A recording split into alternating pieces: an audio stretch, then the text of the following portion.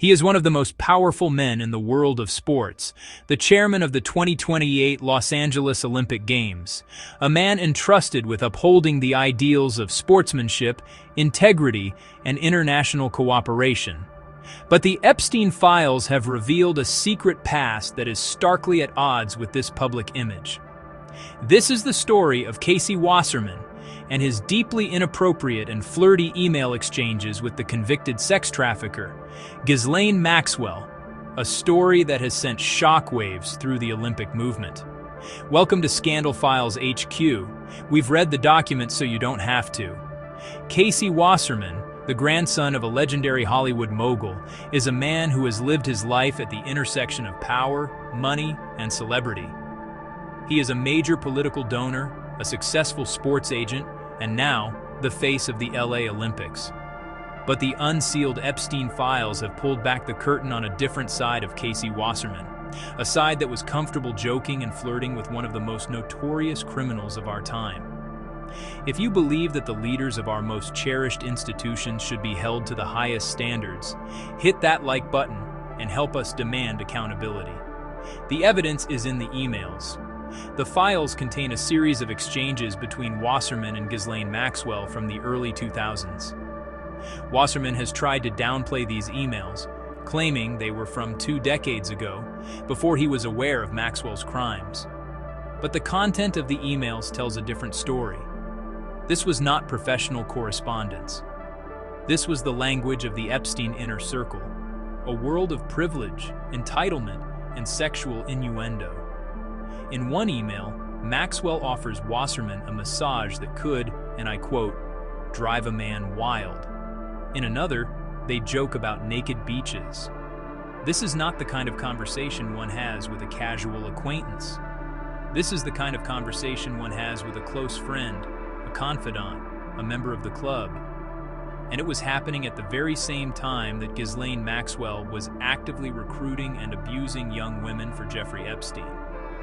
Wasserman has also admitted to flying on Epstein's private jet, the Lolita Express. He was, by his own admission, a part of their world.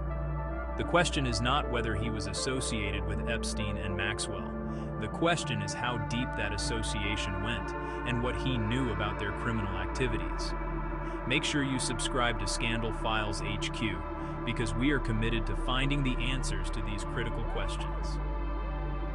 This story is a public relations disaster for the International Olympic Committee, IOC, an organization that has long been plagued by allegations of corruption and a lack of transparency. The fact that the man they have chosen to lead the LA Games is now embroiled in the Epstein scandal is a major blow to their credibility. The Olympic Games are supposed to be a symbol of hope, of unity, of the best of the human spirit. But with Casey Wasserman at the helm, the LA Games are now in danger of becoming a symbol of something much darker, the moral compromises of the global elite.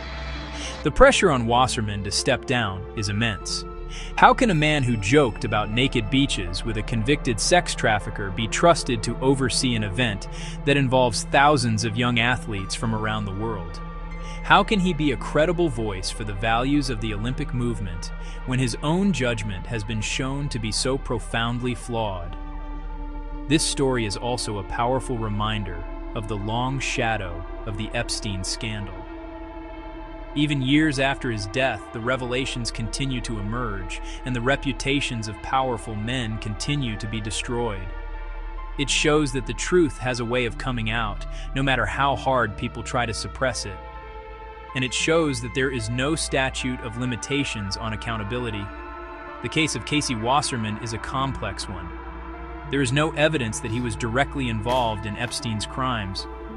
But his close and inappropriate relationship with Ghislaine Maxwell at the very time she was committing her crimes is a serious indictment of his character and his judgment.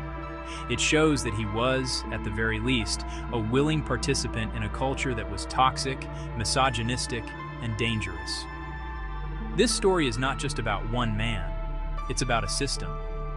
It's about a system that allows powerful men to operate with impunity. A system that values connections over character.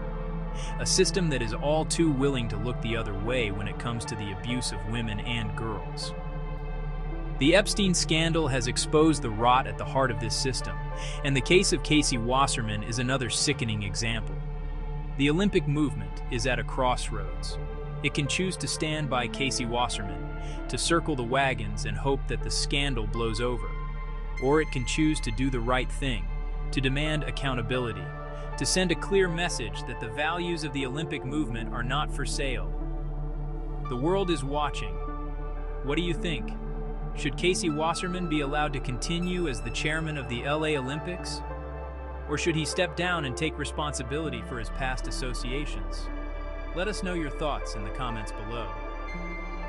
We believe that public pressure is a powerful tool for change, and if you believe that the integrity of our most cherished institutions is worth fighting for, subscribe to Scandal Files HQ. We are committed to bringing you the stories that the powerful would rather keep hidden. We open new files every week, and we will not be silenced.